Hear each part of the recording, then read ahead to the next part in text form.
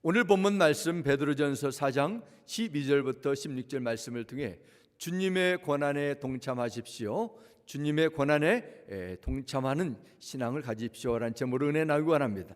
우리 먼저 말씀에서 기도하겠습니다. 아버지 하나님, 우리의 많은 경험과 지식과 내 생각들이 내 인생을 주장하지 않고 인생의 허무함으로 끝나지 않고 생명의 말씀, 하나님이신 참된 지혜와 능력의 말씀으로 살기 원합니다. 이 시간을 통해서 주신 말씀 내게 진리가 되도록, 생명의 양식이 되도록 성령 하나님 우리 모두를 주장하여 주옵고 예수님의 이름으로 기도드렸습니다. 아멘. 기독교 전통에서 부활주일을 기준으로 해서 주일을 뺀 40일의 기간을 사순절 렌트라고 정해 지내고 있습니다.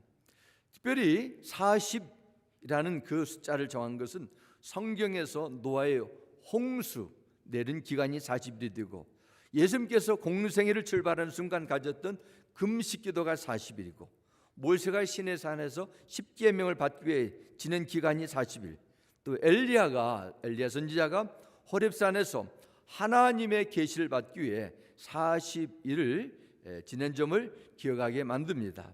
금년에는 사순절이 오는 수요일, 그러니까 20일부터 4월 부활절 8일까지입니다. 사순절이 시작되는 첫날을 우린 제수일, 애쉬 웬스데이라고 부릅니다. 그렇게 부르는 이유는 하나님 앞에 회개할 때 이마에 재를 뿌리는 고대 이스라엘의 그 전통에서 시작이 되었다고 해서 애쉬 웬스데이라고 이렇게 부릅니다. 우리가 구체적으로 사순절을 특별히 강조는 하지 않아도 이 기간에 예수 그리스도의 고난이 주는 의미를 되새기며 묵상하고 우리 함께 예수 그리스도의 부활을 준비하는 이런 마음을 가지는 것은 우리 모두에게 영적인 성장에 큰 유익과 은혜가 될 줄 믿습니다. 오늘은 주님의 고난에 동참하십시오라는 이 주제로 여러분과 같이 은혜 나누려고 합니다. 예수님의 고난, 우리가 많이 들어봤습니다. 예수님의 고난에 동참하기 위해서 가장 먼저 우선시 되어야 할 것이 있습니다. 그것은 그분이 고난은 어떤 의미가 있나, 도대체 주님의 고난에 참여하고 싶은데 그러면 주님의 고난이 무엇인가, 이걸 먼저 알아야 된다는 것입니다. 몇 년 전에 한국의 선교단체에서 청년 장년층을 약 250명을 대상으로 설문조사를 하게 됐는데요, 그 중에 4분의 1 정도 되는 23%가 나에게는 예수님의 고난이 크게 와닿지 않는다, 이런 응답을 받았답니다. 여러분은 어떻습니까? 예수님의 십자가를 바라볼 때, 예수님의 고난에 대해서 들어올 때 주님의 고난에 대한 깊은 의미가 여러분의 귀로는 들리고 머리는 이해돼도 여러분의 마음으로는 정말 와닿습니까? 우리 성경 말씀을 목연합니다. 그러면 성경은 예수님의 고난에 대해서 구체적으로 어떻게 우리에게 말씀하고 있습니까? 먼저 주님의 고난의 의미에 대해서 보겠습니다. 마가복음 8장 31절 말씀이면 이렇게 기록합니다. 그리고 예수께서는 인자가 반드시 많은 고난을 받고 장로들과 대제사장들과 율법학자들에게 배척을 받아 죽임을 당하고 나서 사흘 후에 살아나야 한다는 것을 그들에게 가르치기 시작하셨다 말씀합니다. 성경 곳곳에서는 특별히 복음서에 보면 예수님께서 고난을 당하시기 위해서 이 세상에 인간의 몸을 입고 오셨다 기록합니다. 실제로 예수님은 이 세상에 오셔서 인간으로 받을 수 있는 모든 고난과 어려움을 다 받으셨어요. 예수님은 굶주리시고 목말라 하시고 제대로 잠을 취할 수 있는 땅 한 평도 없으셨습니다. 사랑하는 제자들을 포함해서 주위에 있는 모든 사람들이 주님을 대부분 불신하고 거부하고 저주까지 했습니다. 예수님은 십자가에 달리셔서 단지 바늘에 찔리고 등 몇 번 크게 얻어맞은 정도가 아닙니다. 가시면류관에 얼굴이 찔려서 피범벅이 되었고 날카로운 뼈 조각이 달린 채찍이 무려 120대나 맞으셨습니다. 굵은 대못에 양손과 양발이 박히셨고 옆구리에 창이 찔리셨어요. 온 몸이 다 망가지고 부서져서 피 한 방울 남기지 않고 다 쏟아내시는 고난을 다 겪으셨습니다. 정말 예수님께서 하나님의 아들이라면, 하나님이라면 어떻게 그토록 고난과 배신을 당하시면서 십자가 이 처절한 죽음을 어떤 저항도 없이 그대로 받으셨을까? 정말 인간의 경험과 논리나 지성으로 이해할 수 없는 것입니다. 그래서 성경은 말씀합니다. 이것은 우리가 인간의 그런 능력이 아니라 하나님이 주시는 믿음의 선물로 이것은 이해가 된다 말씀합니다. 성경은 예수님의 십자가에 당하신 고난에 대해서 어떻게 말씀하고 있습니까? 히브리서 13장 12절 말씀합니다. 그러므로 예수도 자기 피로써 백성을 거룩하게 하려고 성문 밖에서 고난을 받으셨느니라 말씀합니다. 자기 피로써 백성을 거룩하게 하기 위한 목적을 가지고 골고다 십자가에서 고난을 받으셨다 말씀합니다. 하나님께서는 이사야 선지자를 통해서 예수님의 탄생, 십자가 고난, 그에 대한 의미에 대해서 예언해 주셨습니다. 특별히 이사야 53장 말씀은 주님께서 고난 당하시고 십자가 못 박히시는 그 장면을 바로 옆에서 목격하는 것처럼 생생하게 기록하고 예언을 하고 있습니다. 우리 함께 이사야 53장 4절 5절 보겠습니다. 그런 실로 우리가 받을 고통을 대신 받고 우리가 겪어야 할 슬픔을 대신 겪었다. 그러나 우리는 그가 징벌을 받아서 하나님에게 맞으며 고난을 받는다고 생각하였다. 그러나 그가 찔린 것은 누구의 허물입니까? 우리의 허물 때문이고 그가 상처를 받은 것은 우리의 약함 때문이다. 그가 징계를 받음으로써 우리가 평화를 누리고 그가 매를 맞음으로써 누구의 병이 나았어요? 우리의 병이 나았다 말씀합니다. 마태복음 8장 17절 말씀 보면 기록합니다. 이리하여 예언자 이사야를 시켜서 하신 말씀이 이루어졌다. 그는 몸소 우리의 병약함을 떠맡으시며 우리의 질병을 짊어졌다 했습니다.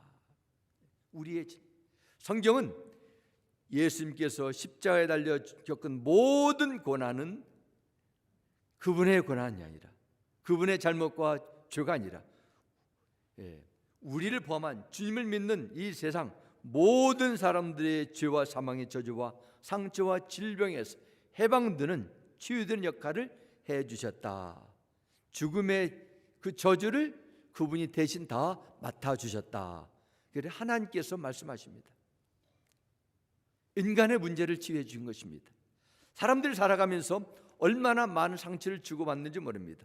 어려서부터 부모님, 선생님, 친구들에게 단 상처, 사랑을 받지 못하고 자란 상처, 왕따를 당한 상처, 언어 폭력으로 그 생생한 기억 속에 남아있는 상처, 가정이 깨지는 가운데 이런 상처, 또한 치열한 입시 전쟁에서 탈락한 그 상처, 여러 가지 다양한 상처가 사람들의 마음을 지배하고 있습니다.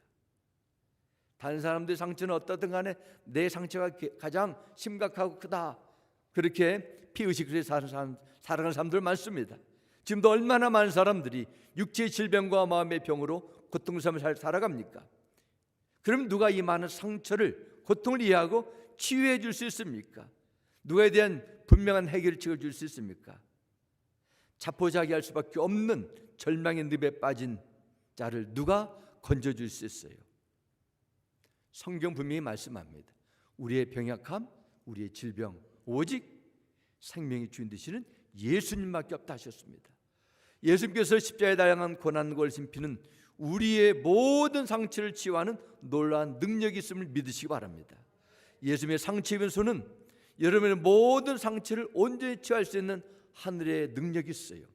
사랑하는 성도 여러분, 여러분 가운데 마음속에 슬픔과 두려움, 무거운 짐이 있습니까?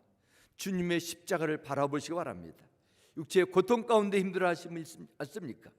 내 질고를 대신 지고 슬픔을 대신 당하신 나의 죄 때문에, 죄의 저주 때문에 찔리고 상하고 채찍에 맞으신 예수 그리스도의 이름을 부르시기 바랍니다. 그분의 흘리신 피의 공로를 의지하시고 자유하심을 구하시기 바랍니다. 내면의 모든 상처와 질병이 하나님의 은혜 가운데 나음을 기를 것입니다. 사냥꾼이 올무에서 풀려난 새처럼 진정한 그분만이 줄 수 있는 자유를 경험하게 될 것입니다. 이 사순절 기간에 우리의 모든 죄의 짐과 아픔, 인생의 짐을 주 십자 앞에 다 내려놓으시고 그분을 통해서 받는 자유와 평강이 여러분의 마음을 온전히 주장하게 될 주님의 이름으로 축원합니다. 그러면 예수님께서 친히 십자가에서 모든 피를 다 쏟아내시고 돌아가시고 이제는 죄와 사망의 저주에 묶인 인생을 자유함을 주셨는데 생명의 길로 들어갈 수 있는 문이 열렸는데 그러면 이게 전부입니까? 주님은 우리가 더 이상 인간의 도덕적인 행위와 노력으로 보탤 수 없는 하나님의 의를 십자가에서 완전히 완성하셨습니다. 이 엄청난 구원의 선물이 거저 주셨어요. 쌓아서가 아니라 도저히 인간의 힘으로 받을 수 없기 때문에 주신 선물입니다. 이 구원의 의를 갖고 사는 사람들은 남은 인생을 그러면 어떻게 살아야 되는가? 주님의 고난의 값을 지불하시고 새 생명의 은혜를 받는 성도의 삶은 어떤 삶이 되어야 하는가 성경 말씀하고 있습니까? 성경은 주님의 고난에 동참하라 말씀합니다. 동참하라. 물론 우리가 주일 때 예배 때 성찬식을 통해서 주님의 고난에 동참하기도 합니다. 그러나 좀 더 나가서 동참 의미는 우리의 삶 속에서 실제적으로 구현하는 거예요. 오늘 본문 말씀 베드로전서 4장 13절 말씀 다시 보겠습니다. 오히려 너희가 그리스도의 고난에 참여하는 것으로 즐거워하라 말씀하고 있습니다. 잊지 않았죠? 베드로전서 4장 1절 말씀을 기록합니다. 그리스도께서 이미 육체의 고난을 받으셨으니 너희도 같은 마음으로 갑옷을 삼으라 말씀합니다. 성경은 말씀합니다. 우리에게 주님의 고난에 참여하라는 것이죠. 사도 바울도 빌립보서 3장 10절 말씀에 이렇게 고백합니다. 내가 바라는 것은 그리스도를 알고 그분의 부활의 능력을 깨닫고 그분의 고난에 어때요? 동참하여 그분의 죽으심을 본받는 것입니다. 이렇게 말씀합니다. 성경 말씀합니다.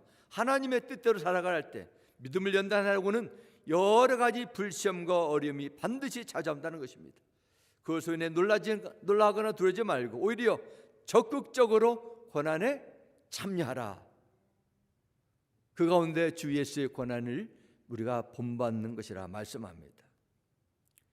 교회 생활하면서 사용하고 있는 우리가 여러 가지 종교적인 신앙적인 성경적인 단어를 알고 눈에 보이는 어떤 직분을 충실히 감당하는 것도 아름다운 것도 좋지만 더 나가서 주님의 고난에 동참하는 것은 무엇보다도 중요합니다.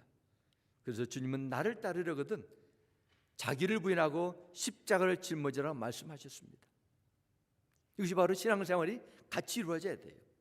미국에서 교육학자들이 구분한 다양한 교육과정 시스템이 있습니다. 하지만 근래에 관심을 받는 교육과정은 히든 커리큘럼이라고 부르는 감추어진 교육과정이라 합니다. 정식 교육과정은 교육위원이나 또 학부모 또 교사진들과 모여가지고 어떤 과목을 클래스에 집어넣을지 결정하는 것으로 알려져 있습니다.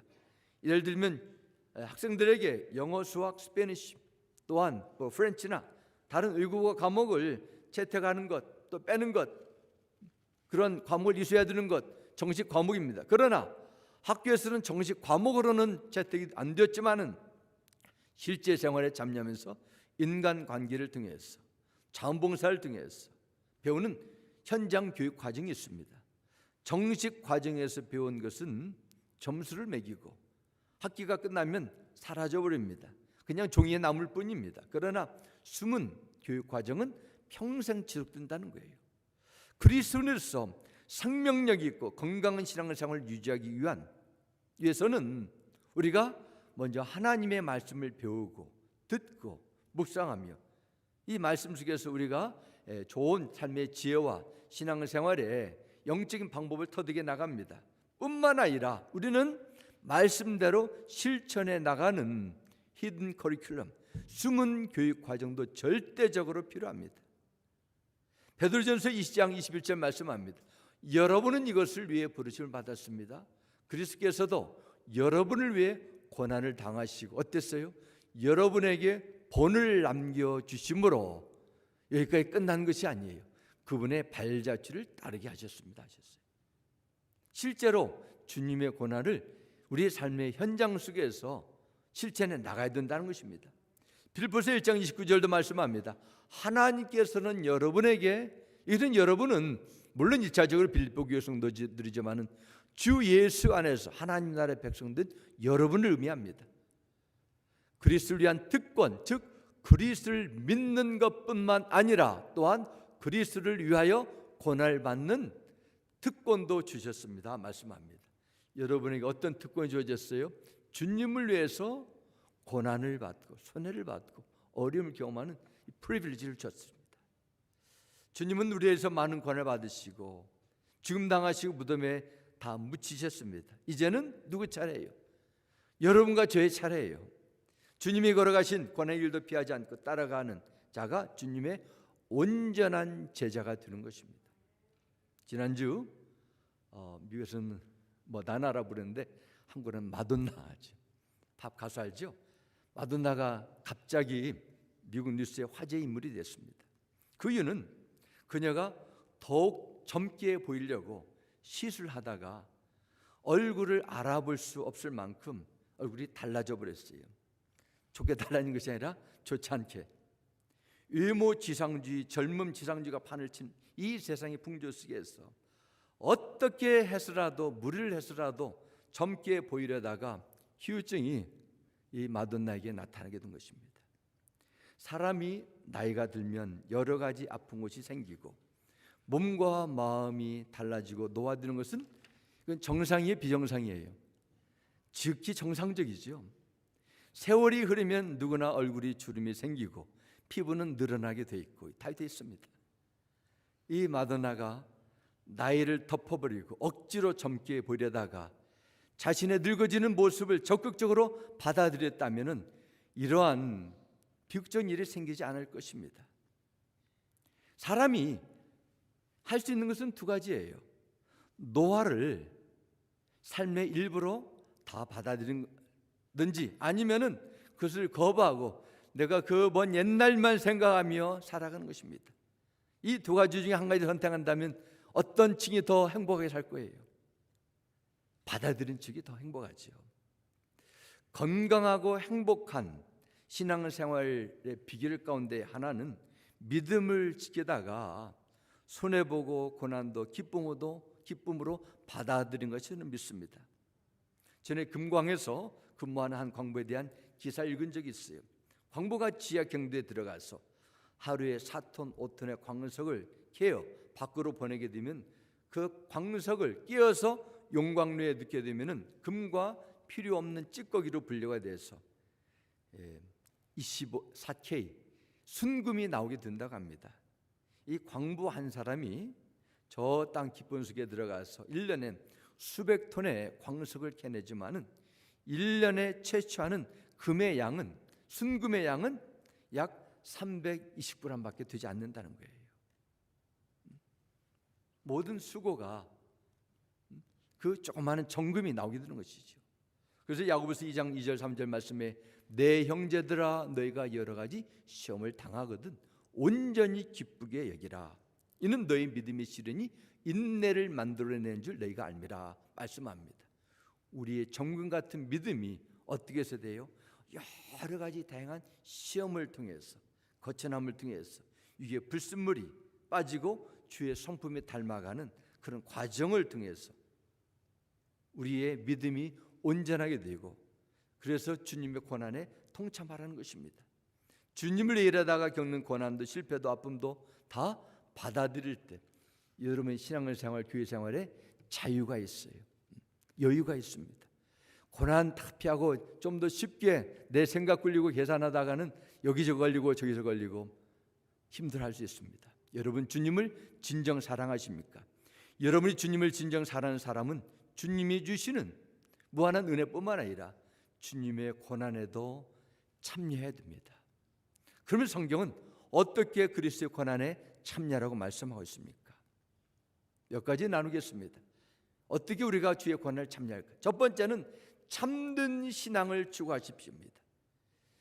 주님은 죄가 없으신 완전한 거룩의 하나님이십니다. 그러나 모든 고난을 당하셨어요. 왜 이런 고난을 당하셨어요? 하나님의 완전한 진리대로 행했기 때문에 고난을 당하신 것입니다. 당시 종교 지도자들의 로마의 그 권력자들의 요구대로 적당하게 맞추면서 했더라면 핍박이 없을 텐데 하나님의 뜻대로 온전히 가다 보니까 핍박을 당하고 묶임을 당하고 고난으로 죽음을 당하셨습니다. 예를 들면 당시 사람들처럼 세례나 창기 등 죄인들이 거부하고 미워해 드는데 오히려 친구가 되어주셨어요.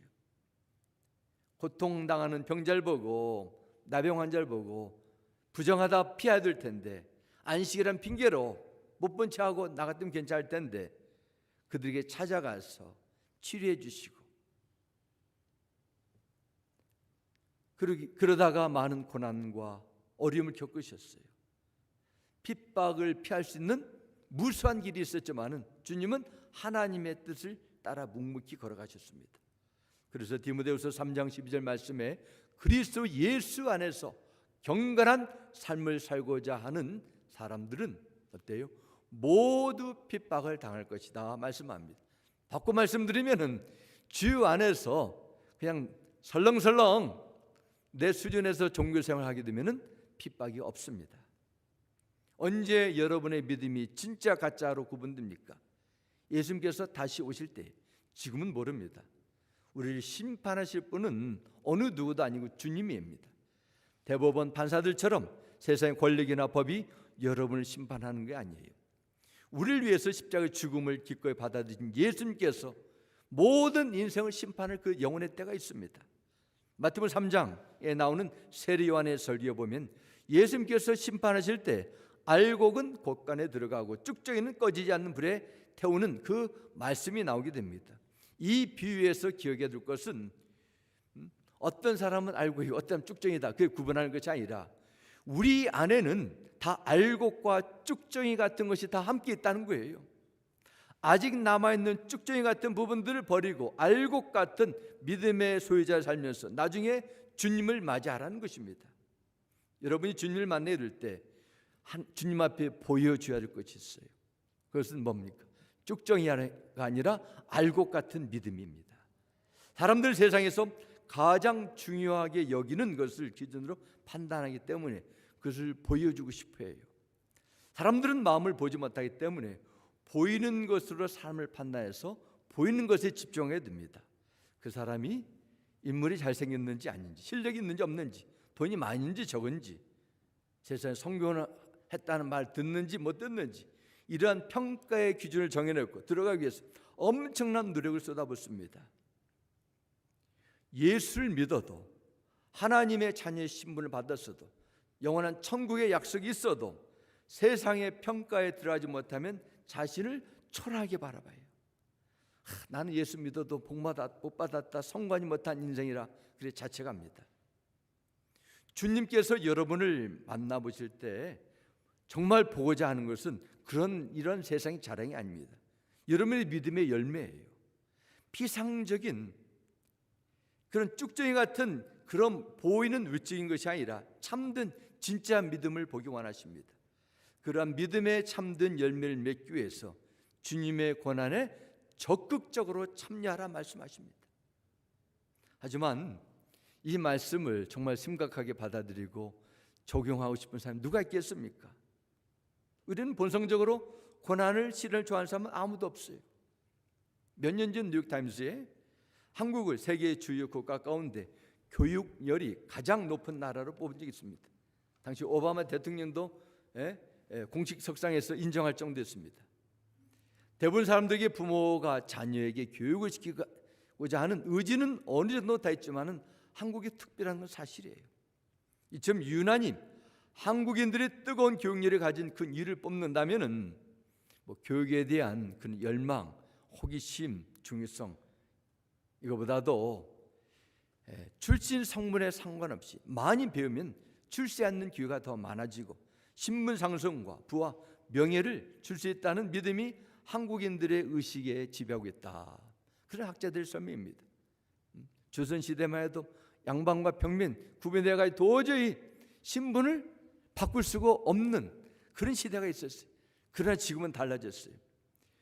교육만 잘 받으면은 완전히 개천에서도 유행이 난다는 그 말이 현실화될 수 있는 가능성이 있다는 것입니다. 다른 말로 표현하게 되면 부모 세대는 어렵고 힘들게 살았어도 다음 세대는 좀 더 편하게 사는 인생을 준비하는 열망 속에서 재산을 팔아서라도 나는 더 못 쓰고 고생하더라도 다음 세대의 안정과 풍요를 위해서 희생하겠다는 그 열정 교육열을 되어졌다는 것이죠. 그러나 하나님께서 보실 때 성경에서 말하는 성공은 인생과는 이것과는 다르다는 것입니다. 이 땅을 살아갈 때 좀 더 편하고 좋은 것이 아니라 고난을 찾아가라는 거예요. 고난을 찾아가라. 그래서 고린도전서 4장 16절 말씀에도 만일 그리스도인으로 고난을 받으면 부끄러워하지 말고 도리어 그 이름으로 하나님께 영광을 돌리라 하셨습니다. 여러분께서 여러분의 믿음이 정금 같은 참된 믿음의 사람으로 세우시기 위해 어떤 고난도 허락하심을 믿으시고 어떤 고통이 찾아와도 절망하지 마시고 감사와 찬양으로 넉넉히 이겨내기를 주님의 이름으로 축원합니다. 이것이 바로 우리가 가져야 될 믿음의 자세입니다. 그리고 또한 고난당하는 자들을 위해서 그들은 관심을 가져야 돼요. 주위에 고난을 당해 힘들어하는 분이 있을 때 주님의 마음을 가지고 주님의 마음으로 돕고 섬겨줄 때 주님의 고난에 동참하는 참된 믿음이 나타나는 것입니다. 아브라함이 나그네를 대접했다 했다가 천사를 대접했다 했는데 하나님은 그렇게 변장도 하시기도 하지만 변장하지 않더라도 불쌍한 사람들에게 힘들고 어린 자들에게 주의 마음을 가지고 빚진 자의 마음으로 주님의 사랑 손길을 베푸는 것도 주님의 고난에 동참하는 것입니다. 여러분 가운데 누군가가 여러분에게 크게 손을 쥐고 마음을 힘들게 해서 힘들게 하는 것 때문에 하나님 제가 너무 고통스럽습니다. 저 그 사람을 좀 어떻게 해줘요. 그렇게 해도 기도가 나올 때도 있어요. 그러나 이러한 고난은 주님의 고난에 동참하는 것이 아니에요. 이것은 오늘 본문 말씀처럼 그냥 인간관계 속에서 애매하게 그냥 당하는 그런 일상생활 겪는 고난입니다. 우리가 말씀한 것은 16절에 말씀하는 그리스도인으로서 고난을 받는 그런 고난을 말씀하고 있습니다. 여러분의 마음이 하나님을 사랑하기 때문에 다른 사람을 위한 하나님의 고통을 알고 그들을 대신해서 고통을 받게 된다면 여러분은 그리스도의 고난에 동참한다는 것입니다. 지금 이 세상에도 주님을 믿는 믿음 때문에 박해를 받고 순교를 강요하고 있는 2억 명의 성도들이 세상 곳곳에 있답니다. 지난번 우리 탈북 자매님 지사님들의 간증을 통해서도 듣지 않았습니까? 얼마나 북한에 하나님의 그 말씀을 읽다가 믿음을 지키다가 기도하다가 예배를 드리다가 목숨을 잃어본 경우가 얼마나 많습니까? 우리의 관심과 기도가 그들을 향해 있고 물질적으로 도울 수 있는 손길이 펼칠 때 그들의 고난에 동참하는 것입니다. 지금도 세계 곳곳에 터키와 시리아 그 무수한 정말 인명들이 희생을 당하는 그런 일들, 먼 곳이기 때문에 그냥 한두 번 듣다가 무관심으로 지나치는 것이 아니라 정말 그들 기도하고 관심을 두고 사랑을 베푸는 것, 주의 고난에 동참하는 다른 방법입니다. 두 번째는 우리가 어떻게 고난에 동참하는가? 교회를 위해 충성하십시오 말씀합니다. 교회를 위해 충성하는 것이 주님의 고난에 동참하는 것입니다. 골로새서 1장 24절 말씀 보겠습니다. 이제 나는 여러분을 위하여 고난을 받는 것을 기쁘게 여기고 있으며 그리스도의 남은 고난을 그분의 몸 곧 교회를 위하여 내 육신으로 채워가고 있습니다. 무슨 말씀입니까? 내가 교회를 위해서 겪는 모든 손해나 어려움이 바로 주님의 고난에 동참한다는 거예요. 어떻게 교회를 위한 수고가 예수님의 고난에 참여한 것이 될 수 있습니까? 그것은 바로 머리 되신 주님께서 하시다가 남긴 사명을 계속하기 때문에 그렇습니다. 그리고 이 일이 쉽고 그냥 무한정 의미가 있고 재미가 있는 일이 아니기 때문에 이것이 고난이라는 거예요. 주님은 완전하세요.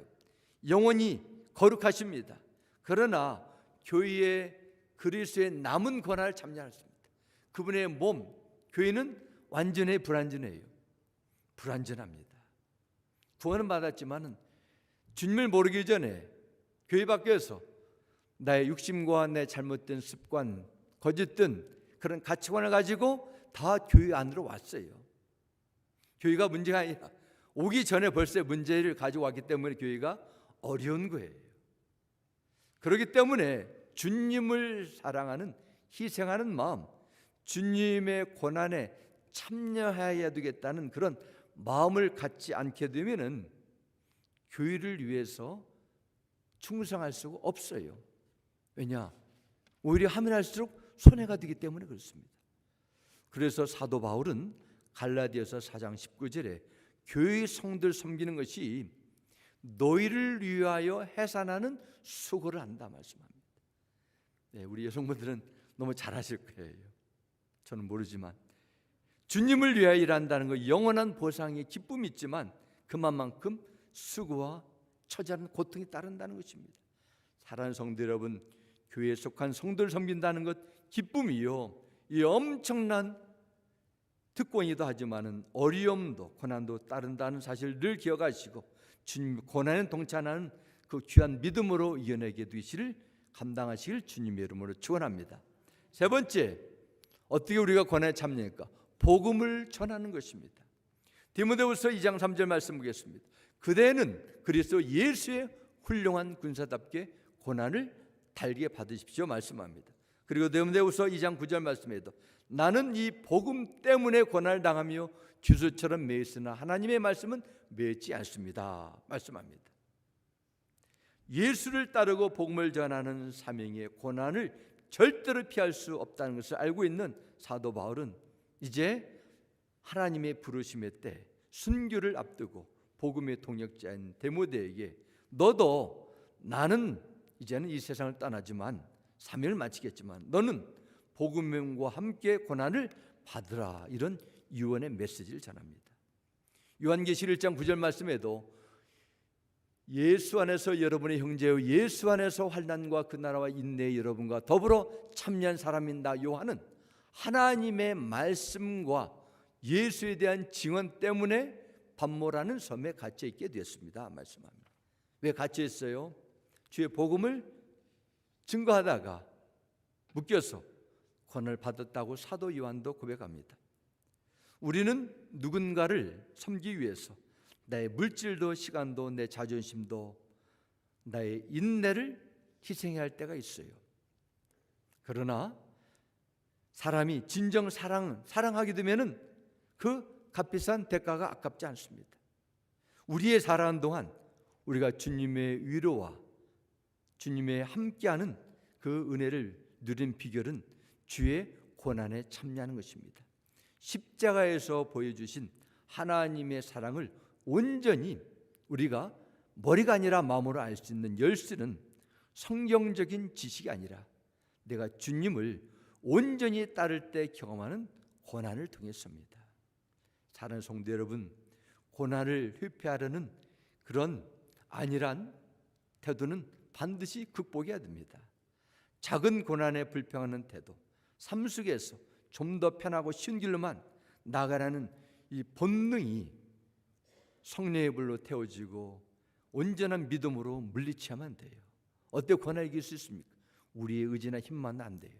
그래서 사도 바울의 그 빌립보서 4장 13절 말씀처럼 내가 모든 것을 내게 능력 주시는 자 안에서 내가 모든 것을 할 수 있다 하셨습니다. 우리가 성령 충만함 받아야 될 또 다른 이유는 바로 어떤 고난도 이겨낼 수 있는 하늘의 능력을 덧입어야만 되기 때문에 그렇습니다. 주님을 위한 어떤 어려움도 넉넉히 받아들이시고 이겨낼 수 있는 하늘의 능력을 위해 성령 충만함을 간절히 구하시 바랍니다. 주님을 사랑하며 주의 은혜는 물론 고난에 참여함을 감사하며 기뻐하는 믿음의 열매를 풍성히 맺게 되는 이런 믿음의 삶이 여러분에게 나타나게 되기를 주님의 이름으로 축원합니다. 우리 함께 기도하겠습니다. 아버지 하나님, 주님의 이름을 찬양합니다. 우리가 사순절을 준비하고 맞이하면서 주 예수의 십자가의 고난, 십자가를 바라보고 은혜를 깨달았습니다. 우리는 알고 있습니다. 그러나 내 삶 속에서, 내 신앙의 여정 속에서 주님의 십자가의 그 자리에 참여할 수 있는 그런 믿음을 주시옵소서. 성령 하나님, 우리에게 그런 하늘의 능력으로 덧입혀 주셔서 세상을 이기고 고난을 물리치고 하늘의 영광을 위해서 살아가는 신앙이 되기를 간절히 구하며 주님의 이름으로 기도 올려드렸습니다. 아멘.